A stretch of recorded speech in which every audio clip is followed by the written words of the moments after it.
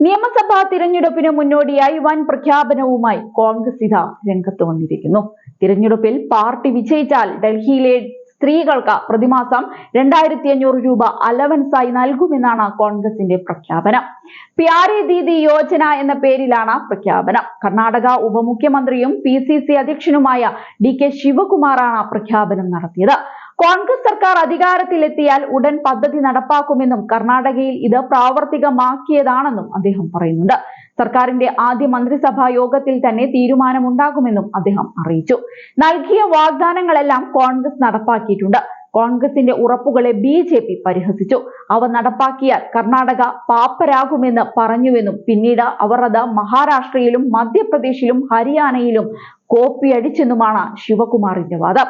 ദുരിതം അനുഭവിക്കുന്ന കുടുംബങ്ങളെ സഹായിക്കാനും വിലക്കയറ്റത്തിൽ നിന്ന് രക്ഷ നേടാനുമാണ് കോൺഗ്രസ് ഈ പദ്ധതി പ്രഖ്യാപിച്ചതെന്നും അദ്ദേഹം തുറന്നടിച്ചു.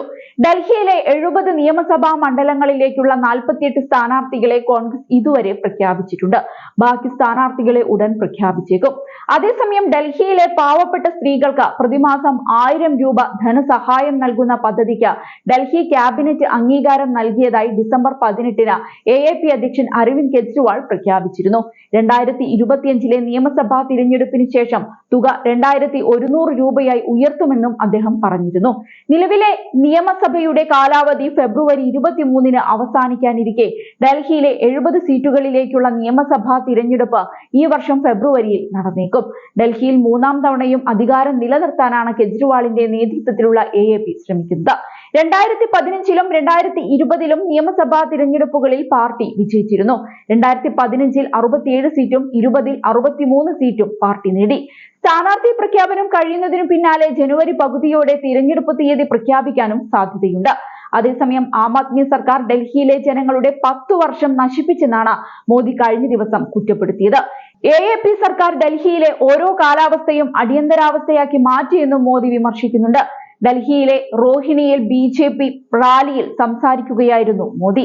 വെള്ളക്കെട്ട്, കുടിവെള്ളത്തിന്റെ അപര്യാപ്തത, മലിനീകരണം എന്നിവയെല്ലാം കൊണ്ട് ഡൽഹി സർക്കാർ ഓരോ കാലാവസ്ഥയും അടിയന്തരാവസ്ഥയാക്കി മാറ്റി.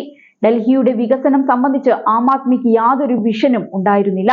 ഡൽഹിയിലെ ഓരോ വികസനങ്ങളും കേന്ദ്ര സർക്കാരാണ് നടപ്പാക്കിയത്. ഇന്നിപ്പോൾ മെട്രോ ഡൽഹിയിലെ ഒരു കോണിലുമെത്തി. BJP-യാണ് അത് ചെയ്തത്.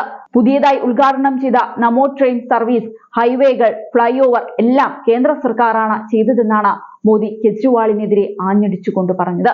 BJP-ക്ക് മാത്രമേ ഡൽഹിയെ വികസിപ്പിക്കാൻ സാധിക്കുകയുള്ളൂവെന്നും മോദി എടുത്തു പറഞ്ഞിരുന്നു. എന്നാൽ BJP-ക്ക് മറുപടിയുമായി ആം ആദ്മി കൺവീനർ അരവിന്ദ് കെജ്രിവാളും രംഗത്തെത്തി. ആം ആദ്മി സഹകരിച്ചതിനാലാണ് BJP-ക്ക് ഇവിടെ പദ്ധതികൾ നടപ്പാക്കാൻ സാധിച്ചതെന്നാണ് കെജ്രിവാൾ പറഞ്ഞത്.